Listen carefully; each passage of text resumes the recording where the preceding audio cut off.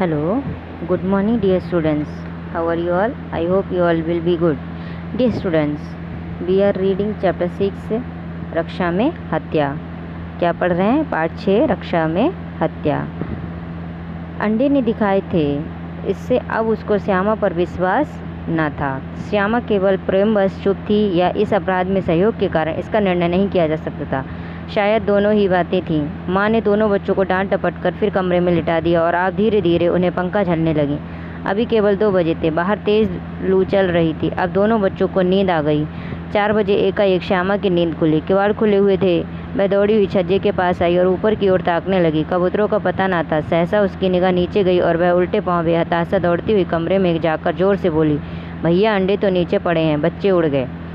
केशव घबरा कर उठा और दौड़ता हुआ बाहर आया तो देखा कि तीनों अंडे नीचे टूटे पड़े थे और उनमें से कोई पीली सी चीज़ बह कर निकल आई थी। पानी की प्याली भी एक तरफ टूटी पड़ी थी। उसके चेहरे का रंग उड़ गया। डरे हुए नेत्रों से भूमि की ओर ताकने लगा। श्यामा ने पूछा, बच्चे कहाँ उड़ गए भैया? केशव ने रुंधे हुए स्वर में कहा, अंडे तो फूट गए। अरे बच्चे कहाँ गए?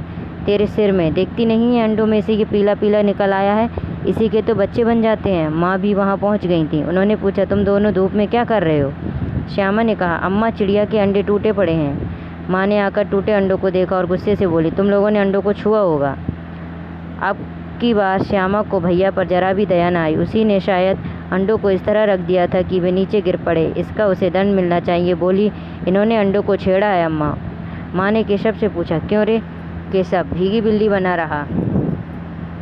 माँ ने पूछा, तू वहाँ पहुँचा कैसे? श्यामा बोली, चौकी पर स्टूल रखकर चढ़े थे अम्मा। माँ ने कहा, इसीलिए इतनी कड़ी धूप में तुम दोनों दोपहर को बाहर निकले थे? श्यामा ने कहा, यही ऊपर चढ़े थे अम्मा। केशव बोल पड़ा, तो स्टूल सामने नहीं खड़ी थी? श्यामा ने जवाब दिया, तुम्ही ने तो कहा था। माँ ने टोका, तू इतना बड़ा हुआ पर तुझे अभी इतना नहीं मालूम कि छूने से चिड़ियों के अंडे गंदे हो जाते हैं। चिड़ियाँ फिर उन्हें नहीं सहती। श्यामा ने डरते डरते पूछा, तो क्या कबूतरों ने अंडे गिरा दिए अम्मा? माँ ने कहा, और क्या करते? केशव के सिर पर पाप पड़ेगा। केशव रुआंसा होकर बोला, मैंने तो केवल अंडों को गद्दी पर रख दिया था अम्मा। माँ को हंसी आ गई, मगर केशव को कई दिनों तक अपनी भूल पर पश्चाताप होता रहा। अंडों की रक्षा करने के भ्रम में उनका सर्वनाश कर डाला था। उसे याद करके वह कभी कभी रो भी पड़ता। तो छात्रों, किसने लिखी है ये कहानी? मुंशी प्रेमचंद। और हमारा आज का ये अध्याय यहीं समाप्त होता है। हमें इससे क्या शिक्षा मिलती है? अपनी भूलों से भी सीख लेनी चाहिए। हमें अपनी भूलों से भी सीख लेनी चाहिए। तो छात्रों, धन्यवाद।